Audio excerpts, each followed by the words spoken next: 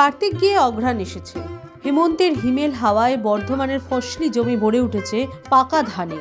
জানান দিচ্ছে নবান্ন উৎসবের। বর্ধমানের আনগ্রামের বাসিন্দারা মেতে উঠেছেন নবান্নের আয়োজনে।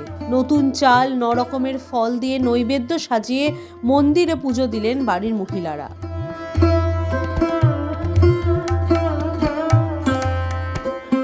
কিভাবে পালিত হয় নবান্ন উৎসব?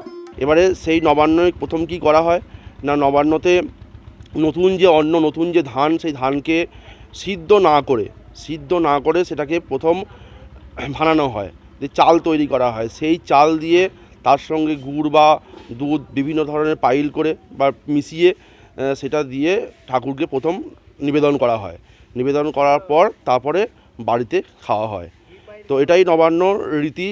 নবান্ন হলো অঘ্রাণ মাসের প্রথম সপ্তাহের পরই একটা দিন ধার্য করা হয়, 9 বা 11 তারিখ। ওই তারিখে নতুন ধানের পুজো দেওয়া হয়, 9 রকম ফল মিষ্টান্ন দিয়ে শিব মন্দিরে থাপা শিবতলা। সেটি পুজো হলে আর গ্রামে যে দেবদেবী আছে তাদের স্থানে স্থানে পুজো দিয়ে আসা হয়।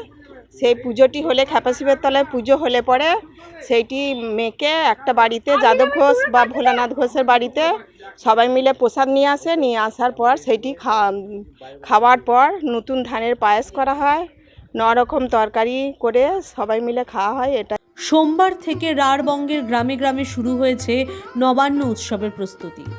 বাড়িতে বাড়িতে এখন উৎসবের আমেজ, চলছে খাওয়া দাওয়াও। এরপরেই ঘরে পাকা ধান তোলার কাজ শুরু হবে। ঘরে তুলবেন নতুন গোবিন্দভোগ চাল। অনুষ্ঠানটা অঘ্রাণ মাসে শুক্লপক্ষে হয়, আর আমাদের এখানে অঘ্রাণ মাসে কৃষ্ণপক্ষে হয়েছে। হ্যাঁ, ধান কাটা শুরু আগেই হয়ে গেছে, জ্যাঠো ধান সব আগেই কাটা শুরু হয়ে গেছে। তারপরেই যেগুলো খাস ধান, যেগুলো গোবিন্দভোগ, সেগুলো এরপর শুরু হবে। তবে নবান্ন উৎসবের পেছনেও রয়েছে বাংলার প্রান্তিক মানুষের করুণ ইতিহাস। কার্তিক মাস এলে গ্রামাঞ্চলে একসময় দুর্ভিক্ষ দেখা দিত। এমন পরিস্থিতিকে আঞ্চলিক ভাষায় বলা হতো মঙ্গা কার্তিক। মুখে নতুন অন্ন জোগাতে মানুষ অপেক্ষা করত অঘ্রাণ আসার। মরা কার্তিক দূর হলে গ্রামগঞ্জের মানুষ মেতে উঠত নতুন ফসলের আনন্দে। সেই রীতি বর্ধমানের গ্রামগুলিতে আজও অটুট। বর্ধমান থেকে চন্দন ঘোষের রিপোর্ট, দ্য ওয়াল।